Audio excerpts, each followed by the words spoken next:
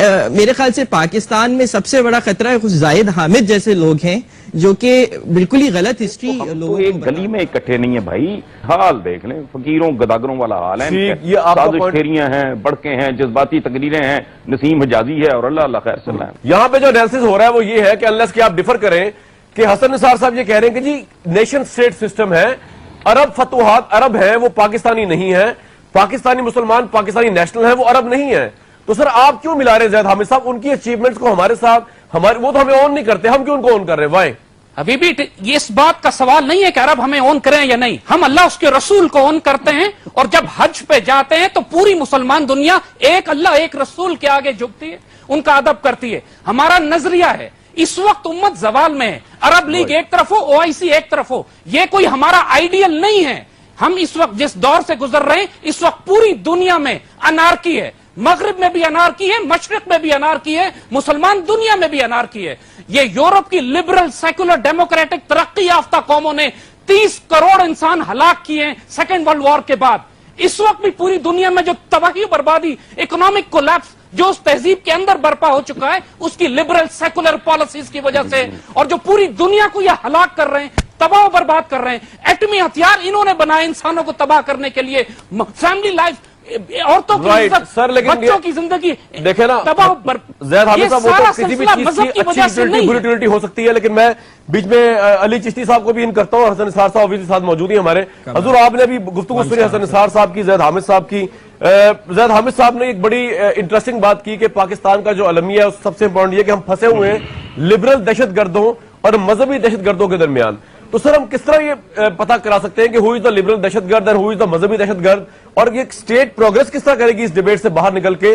ہمارے ذہن, ہماری جہتیں کس طرح آزاد ہوں گی ہر قسم کی دہشت گردی سے, خواہ وہ لبرل ہو یا مذہبی ہو؟ کامران, پرابلم پاکستان کے ساتھ یہ ہے کہ جیسے بہت ساری دوسری پرابلمز کے ساتھ کہ یہ جو سپیورٹی کمپلیکس ہے ہم لوگوں میں کہ اقبال دنیا میں سب سے اچھا اور ٹیگور دنیا میں سب سے برا, اور یہ جو ایکسٹریم پوزیشنز لیتے ہیں. اقبال جیسے شاعر بہت سارے ملکوں میں بہت بار پیدا ہوتے ہیں اور چلے جاتے ہیں, اور اس کے بعد قائد اعظم نے کیا اقبال کو زید حامد آپ سے ایگری نہیں کر رہے, وہ کہہ رہے ہیں کہ اقبال کو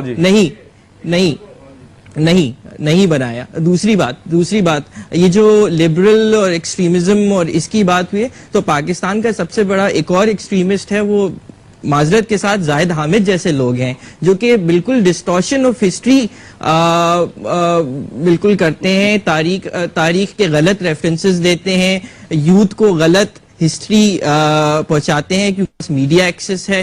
کیا زاہد حامد کی ڈیبیٹس ہم سب سنتے آئے ہیں, مطلب کیا بیوقوفی ہے. یہ صاحب کہتے ہیں کہ ممبئی اٹیکس جو ہیں وہ پاکستانیوں نے نہیں, وہ ایک ہندو سازش تھی, بعد میں اجمل قصاب پکڑا جاتا ہے, اب اجمل قصاب پہ باتیں کرتے ہیں. ان جیسے حضرات ہر چیز کو کانسپریسی بناتے ہیں. سیلاب آتا ہے تو کوئی امریکہ لاتا ہے. میرے خیال سے پاکستان میں سب سے بڑا خطرہ کچھ زاہد حامد جیسے لوگ ہیں جو کہ بالکل ہی غلط ہسٹری لوگوں کو بتاتے ہیں. یہ تو آپ نے کچھ زیادہ اوور اسٹیمیٹ کر دیا. پاکستان کے خطرہ جو ہے زید حامد صاحب اتنا بڑا خطرہ بھی نہیں ہے, چھوٹا بڑا خطرہ تو ہو سکتے ہیں, بڑا خطرہ نہیں ہو سکتے, آپ نے پورا خطرہ ہی بنا دیا. یہ زید حامد صاحب رسپونڈ کریں گے, آپ کمپلیٹ کر لیں بات. لیکن ہاں پرابلم کہ آپ کوئی بھی چیز ہے لاجک سے بات کیجئے, ریفرنسز سے بات کیجئے. اگر تحریک طالبان پاکستان جو ہے, اور میں اس معاملے میں لکھتا آیا ہوں اور کافی ود ریفرنسز لکھتے آئے ہیں, اگر تحریک طالبان کے ساتھ ہندوستان یا امریکہ کے ساتھ لنک ہوتے, آج پاکستان سب سے پہلے کاغذ لے کے کھڑا ہوتا ہے کہ اس میں ہندوستان کا لنک ہے.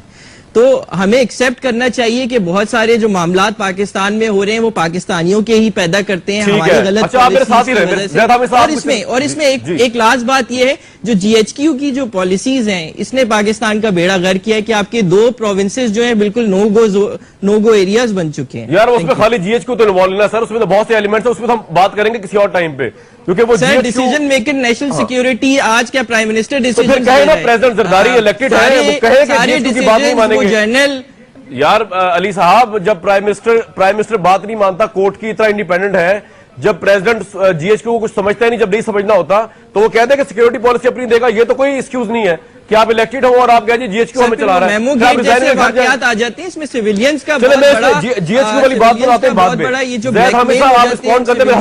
اوکے جی زید حامد صاحب. حسن صاحب آنسر. جی زید حامد صاحب. عمران, یہ جو یہ جو پرسنل اٹیکس ان دوست نے کیے ہیں اس کا تو ہم کوئی جواب نہیں دیں گے. اونلی ود قرآن کی صرف ایک آیت کوٹ کریں گے, وَإِذَا مَرُّوا بِاللَّغْوِ مَرُّوا كِرَامًا. When you come across nonsense, ignore it with dignity. And so we ignore him. لیکن جہاں تک اس بات کا تعلق ہے, we've been ignoring your nonsense for a long time. Zahid Hamid Sahab, we've been ignoring your nonsense for a long time, and it's about time somebody comes on television and says enough of it. Kamran, آپ نے ایک ideological debate شروع کی کہ پاکستان یہاں پر جس حال میں پہنچا ہے, جی جی جی جی, آپ نے جو آئیڈیالوجیکل ڈیبیٹ شروع کی تھی کہ پاکستان کس حال میں یہاں پہنچا ہے, کیا یہ مذہب کی بنیاد پر ہے, تو اس بات کو اچھی طرح پھر ہم بالکل ڈیسائسولی فائنل کر دیں اس بات کو کہ آپ اقبال کو ریفرنس پوائنٹ بنائیے. پاکستان موومنٹ کا تھنکر آئیڈیالوگ اقبال ہے. آپ کے کسی انٹلیکچوئل آئیڈیالوجیکل ڈسکورس میں, کسی اکیڈیمک ڈسکورس میں اقبال کا ذکر نہیں کیا جاتا, اور اقبال کو ڈیلیبریٹلی جان بوجھ کر نکالا جا رہا ہے. جب اقبال جیسے تھنکر اور فلاسفر کو آپ آرگومنٹ اور ڈیبیٹ سے نکال دیں گے, پھر ویسی تاریخی ہوگی جو آج پھیلی ہوئی ہے. سوڈو انٹلیکچوئل, 2% کے انٹلیکچوئل فلاسفر بن کے سامنے آئیں گے. جی حسن صاحب. کامران بات سنیں, مجھے پہلی دفعہ یہ شبہ ہوا کہ آپ جان بوجھ کے کامیڈی آپ نے ایڈ کر دی ہے. نہیں سر, نہیں, ویری سیریس, بڑا سیریس پروگرام میں میری یہ شرارت جو ہے نا آپ کی. میں بہرحال یہ جو میرے بھائی نے, بہت قابل احترام بھائی نے جو زید حامد کے بارے میں کہا ہے, میں وہ بات تو نہیں کہوں گا, لیکن ہی از این ایموشنل